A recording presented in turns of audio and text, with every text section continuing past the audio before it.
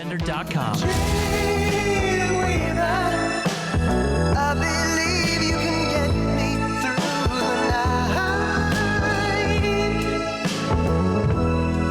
night. 9:22, that's the time on this 8th day of November. As some of the country's recovering from Election Day, the man on the phone's got to cover a few political figures, I'd say so. Taylor Pensoneau on the line now. Sir, good morning and happy Wednesday. Hi, CJ. Glad to be with you this morning. Well, I'm excited. This is a really, really cool thing. So you have a new mystery novel that's coming out, and this is based on your experiences roughly in your time reporting for the Statehouse?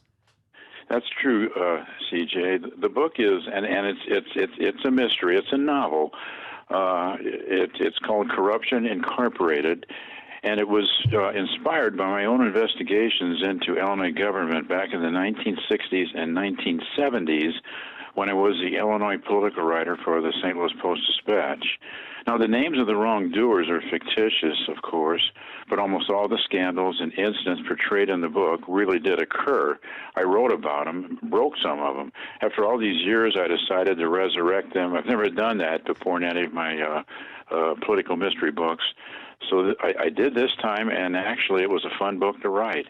Did you have an opportunity, I could only imagine, as you're writing some of these stories out and you're connecting the pieces for this novel, did you get almost a sense of nostalgia or a flashback when you're writing some of these? You know, I did. That's an interesting question. I never had that one before, but I really did. And I really realized how much I did treasure these memories and what I was involved in back in those years. It was kind of like a reporter gumshoe, I guess you might say. and the answer is yes. There was a touch of nostalgia. The answer is yes. Whenever, and if it's okay with you, before I do the deep dive into the book, I'd like to ask you a little bit about your time with the Post-Dispatch. You started in 1965, correct?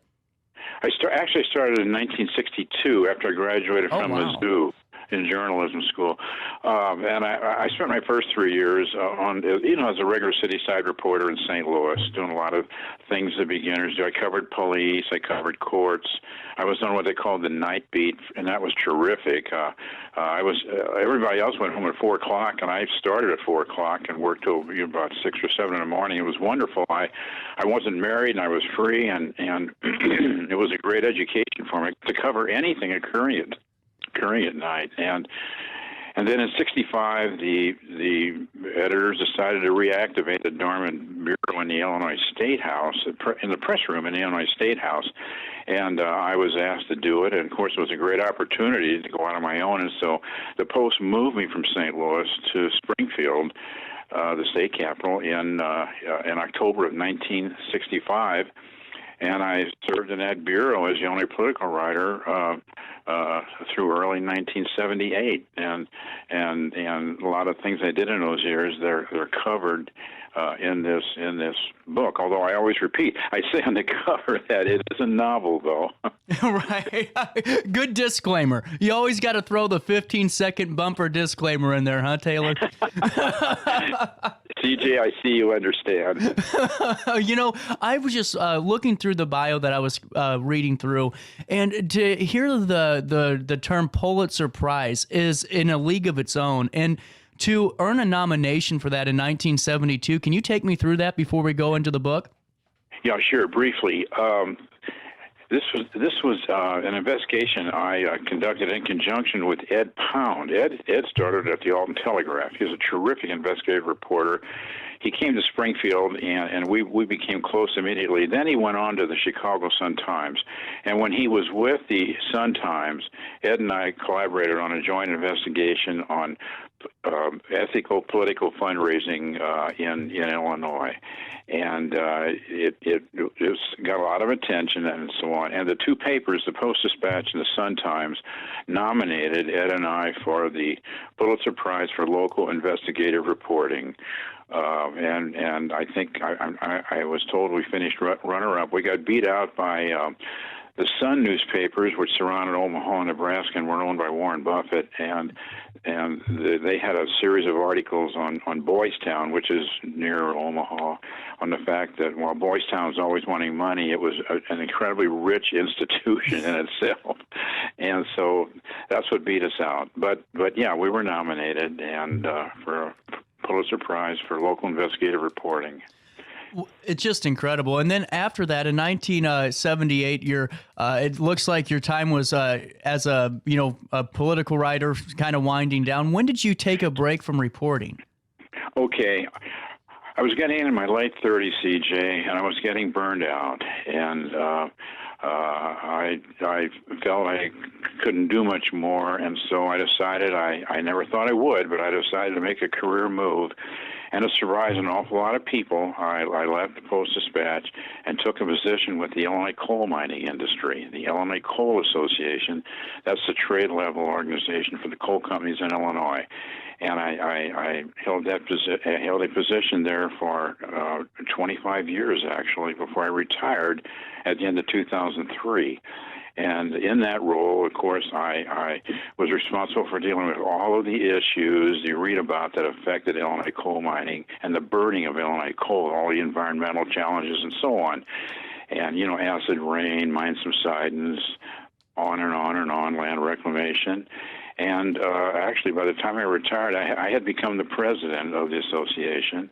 And it was quite a challenging role, a different issue to address every day with all the different companies. And, of course, I was a political guru for not just the companies in the industry, but also the miners came along, too, all the miners. And there were, in a way, I represented thousands of miners in terms of trying to preserve their jobs and so on. Wow. And it's fascinating to me because it's almost like a completely different, spectrum on the radar there. You're going from reporting to the coal mining industry, but it's very fascinating. When did you start taking your spin at writing books? Okay. When I was in my position, in my role in the coal mining industry, I found for the first time I had time. I could control my own time, and I had a staff, and I was in a position to resurrect my dream of writing a book. And the opportunity came when former Governor Dan Walker was released from prison. I had covered Walker. He was one of 5 governors I'd covered as a reporter, and Walker and I came into contact, and he wanted me to get involved in the writing of his biography, and I did so. And that turned into my first book, which came out in 1993. It was called Dan Walker, The Glory and the Tragedy, and then that was followed by 10 more books, the latest being Corruption Incorporated. Wow. And take me through the first installment. So this book is following The Summer of 50, The Falling Star, and Devil on the Prairie, all of which very well received. What are your thoughts on Corruption Incorporated, and how is it different than the first 3? Well, Corruption Incorporated is, as I said, it fictionalizes my own investigations back in my Post-Dispatch days. And I go into detail and I fictionalize, have fun doing it, though, and the different scandals.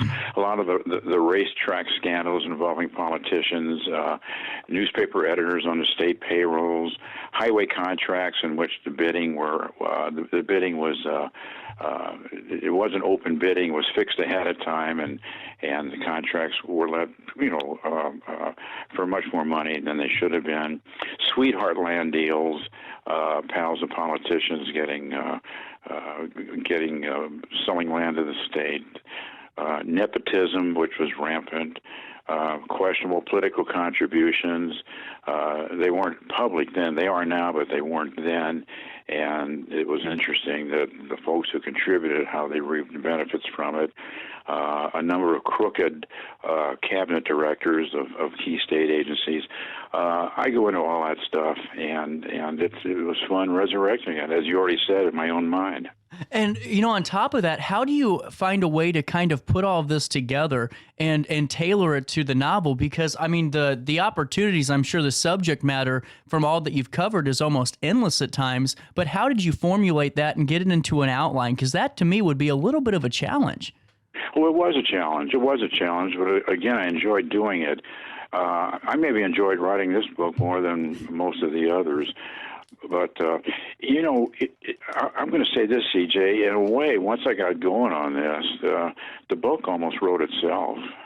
And it was just, I just had fun, Now, I will say, in the book, I have a little, I use here where for the first time I insert a lot of real names into the book, but obviously, okay, all the real persons in the book are all good guys, good people, okay, and the wrongdoers are all fictitious names. But there are still a few people alive who, if they read the book, will recognize what was going on and will identify with it. But no, I just outlined in my mind what are all the ones I want to go into, and when I did, then I just started fictionalizing them and interweaving with a lot of subplots and so on. And really the book, of course, it covers Southern Illinois, Springfield, state government. St. Louis always enters into my books, and also there's European settings that figure into some of the plots in Europe and England and so on. Wow.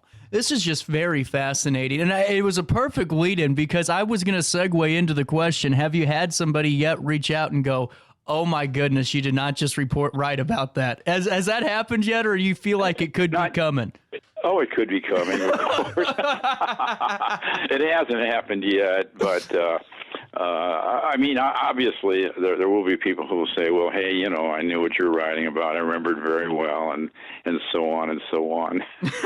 That, to me, this is just such a cool story, and especially when you're able to write, a novel, and you're using it based on real scenarios, but it's something different when you can tie in your career and what you've done in your professional life to this. I mean, I really think it's something special that a lot of readers are going to enjoy. Have you heard some pretty good feedback so far? Oh yeah, I have. I can say that it's been very, very positive, and a number have said it was a fun read, and others have said very interesting. I think I know who you were writing about, and stuff like this. Yeah, I've mainly heard from friends so far. I'll admit that, but it's been well received. There are some who have read all of my books. And have said that they think this is really my best book. That's amazing. And through it all, I'm going to ask you a question here about some of the governors, but through it all the years reporting, all the stories that you're reliving in this novel, is there one that always stuck out to you, even before you thought about writing this, that just kind of always was in maybe the back of your mind, or something that you just kind of thought about from time to time? Well, I always thought that this will take a second to tell. Okay, I always thought that the one thing that always jumped out was when Sam Shapiro was still governor of Illinois back late in the '60s, and he had been defeated by Ogilvy in the '68 election, but Shapiro still was in office until Ogilvy was inaugurated. And about 5 days before Shapiro was to leave the office, he pulled out all the stops. Eliminated all the red tape and said this has got to go through. It was a land purchase which would add to the size of Kankakee State Park up where Shapiro was from, and all the due diligence stuff and appraisals, everything went down the drain. The taxpayers paid, and it should have. And as I said, it was just totally out of the ordinary. And it turned out that the owner of the land was a guy named Ralph Locke, who happened to be the state cop who was head of Shapiro's security detail, his best friend, and they were inseparable. And on top of that, the realtor on the deal was Sam Shapiro's brother, Momo. And he had a very huge commission, of course. So that's the kind of thing that I always thought that was a great story. It was I didn't get to divulge it until about 3 years after Shapiro was out of office, though, because my sources on the information that funneled me, the paperwork and all that, had to be protected, and I had to wait till one guy, a key lawyer, had taken a job out of state because he was afraid when the story came out he'd be linked to it and there might be problems for him and so on. But that's like one example. But I was always ahead of the game on all the racetracks, all the all of the political stuff underneath all the racing associations, getting the favorable dates and so on. Cahokia Downs, which a lot of your listeners will remember, on the edge of East St. Louis, was a political racetrack. It was founded by politicians, Paul Powell, former Governor Stell, and several others, and it was controlled by a secret land trust, and that secret land trust, CJ, contained the names of about every other powerful politician in the state at the time, Republicans as well as Democrats, I should say. Wow. Those are examples, Well, and to me, I wanted to ask you, before we wrap up with finding out where we could pick up a copy of this book, I want to ask you about some of the ins and outs, the components of being an investigative journalist, because, today, and maybe I'm wrong, it just seems like in today's society, a lot of journalists, a lot of people in media try to be, but there's, it's just something different than the way it used to be done. What are some of the components, some of the ways that you have to manage some of your stories, like you were saying, making sure that, some of your sources are protected? I'm sure there's some intricacies there. CJ, you hit on a very sad topic, which we should discuss in another time when you've got time. The press room in the Statehouse is a skeleton of what it had been in my time. There's virtually nobody there, and believe me, elected officials, the politicians, the bureaucrats, they've got to be covered, okay? And they're not being covered now. And this is emblematic of journalism across the country, but it's very acute here in Illinois. And it's very sad for me because in my years in the press room in Springfield, in the Statehouse, there were at any time 20 to 25 reporters, all competing every day. And that meant that any wrongdoing or a lot of wrongdoing was brought to light, okay? But, I'll be honest, you don't see that today. We don't have that. And many elected officials are honest, but not all of them. And whether they're honest or not, in terms of press coverage, they're getting a free ride. And the biggest losers in that kind of situation are the taxpayers, because they pay for all the stuff that goes on. And it's a real dilemma. I've written an essay on it, and Tom Emery, the freelance writer who's a great friend of mine, wrote a long story on it in which he would quoted me and so on. And this is a serious situation today because journalistic coverage in its watchdog role is not functioning in Illinois and in some other states. 100% agreed, and I would love to have that conversation with you in a couple of weeks or whenever we can find the time, because that would be very insightful. And before I'd love to be back with you. Yeah, that'd be great. And before I let you go, Taylor, what's the best way for us to pick up a copy of this fantastic novel? This is Corruption Incorporated, and I am ready to get my hands on a copy of this. Well, I'll tell you what, several things. It's not in Barnes. All my other books are in Barnes & Noble. This one hasn't made it. It takes a while for Barnes & Noble to get the book. There are two bookstores up in Verdon that have the book. One is the Sly Fox. The other is Books on the Square. That'd be a bit of a drive for some of your listeners, I realize. And they can get the book directly from us if they want. When I say my wife and I, we have a publishing company. It's simply our email is our address is just my name. You can Taylor Pensoneau, 427 Lexington Court, New Berlin, Illinois. That's two words, New and Berlin, like Berlin, Germany, 62670. And that's how some are getting the book now, just by mailing us directly. And we mail it out. It's $18.95. You got to add on the state sales tax. You're right. And we'll and once that book does get to Barnes & Noble, fill us in and we'll make sure our audience knows about it as well, just in case they can't make it up. But Taylor, I really appreciate your time today, sir. This was a very interesting conversation, and best of luck on this book. And I'm looking forward to having you back on to talk about the investigative side of journalism. Very much looking forward to that. I'd love to talk about it with you, CJ. That would be something I'd look forward to. Absolutely. Same here. Have a great rest of your Wednesday, sir, and we'll talk again soon. Okay. Thanks, CJ. I really enjoyed this. Same here. 9:42 is the time on this 8th day of November. We'll take a quick one. Daily Show rolls on a Wednesday after